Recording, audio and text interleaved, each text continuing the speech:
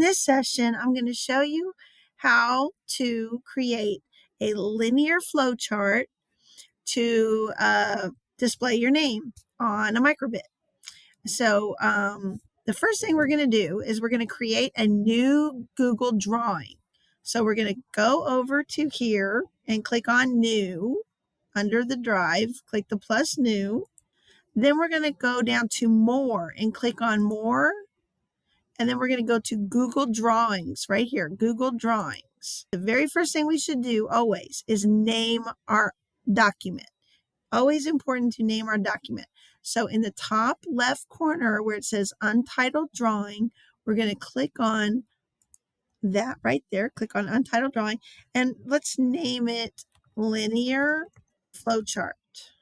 Display name. And then hit the Enter key. When you hit the Enter key, it saves it.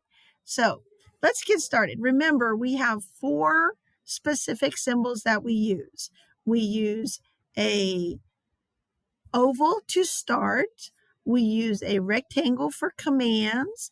We use arrow to show the direction to go. And we use a rhombus for a question, a decision-making question. So we're going to do a simple linear program algorithm. So of course we're going to have to start with an oval. So I'm going to go to the shapes here. If you look at your icon bar right here, we're going to click on shapes, click the shapes button right here, the little arrow, and click on oval right here. Click on oval. And then we're going to draw an oval here. In my oval, I need to put start because we always have a start and an end. So we're going to, and you can change your colors by clicking on that little paint bucket. So I think I'm going to click a nice purple, maybe a little darker purple. Yeah, I like that one. And then I'm going to click and do the same purple to make it oval. Now I'm going to double click inside. If I double click, it brings up this little blinking cursor. That means you can type in it. So now I'm going to type start. And I can make it bigger by highlighting it and going up here to my font, the size, my font size. And I can either use the plus button to make it larger, or I can click on the numbers and just get a bigger number. I can center it by using the alignment right here.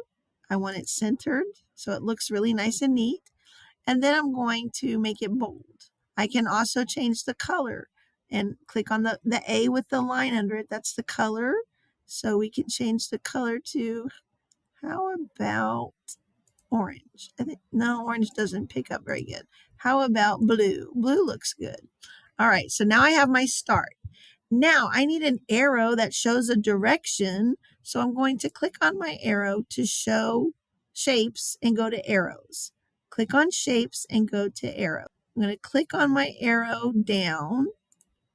And I'm going to create an arrow down, and I'm going to connect it. Now I can make my shapes different colors to differentiate. So I'm going to, I think I'll pick like a red. I think red's a good thing to use when you're using arrows, red. So this is my arrow down to my next shape, and I'm going to go back to my shape icon, and I'm going to click on shapes. And I'm going to click on rectangle because we are going to insert a command. And we're going to I'm going to change the color to, let's see, how about if I do my commands orange? I'm going to change this to orange so my outside border is orange. And then I'm going to double click in it again. I'm going to change my font size to 24. I'm going to change the color to blue because blue looks good on it. And I'm going to center it. And I'm going to say, enter your name. Okay, that's my first command, enter name. And then I'm going to go get another arrow. Now I have 2 options. I can either click on the shapes and click on arrow and do another down arrow, or I can right click on this arrow and copy it, and then right click and paste it. So I can right click, copy, right click, paste, and then I can line it up just like so. And then I need another rectangle. You go to my shapes right here, click rectangle, Now again, I can make a new rectangle like this, match the size. If you see those blue little lines, that means that we're the even size. Both of these rectangles are the same size. And I can do another orange. And the outside, this is the border, outside border, do it orange.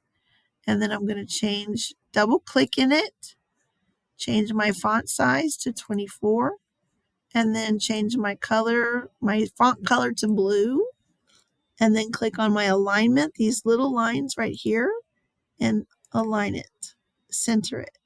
Center is the one that looks centered. And then we're going to say, display your name.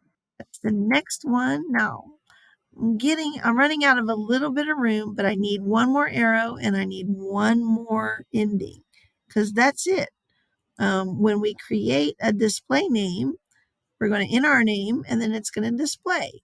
So we're going to right click on this arrow, copy, right click, paste. So let's see, I think I'm going to have to make these a little bit smaller. So you see how I'm highlighting everything? And I'm just going to make them a little bit smaller and then bring it up here to the top. There we go. And now then I'm going to add another oval for an ending. So I'm going to go back to my shapes, click the oval, and then I'm going to add an oval. And I did purple. So I'm going to come to my paint bucket, click on it, go to my third one down, my third purple down, go to my border, click on it, and go to my third purple down. And then I'm going to double click in it, and I'm going to change my color, my font color to blue.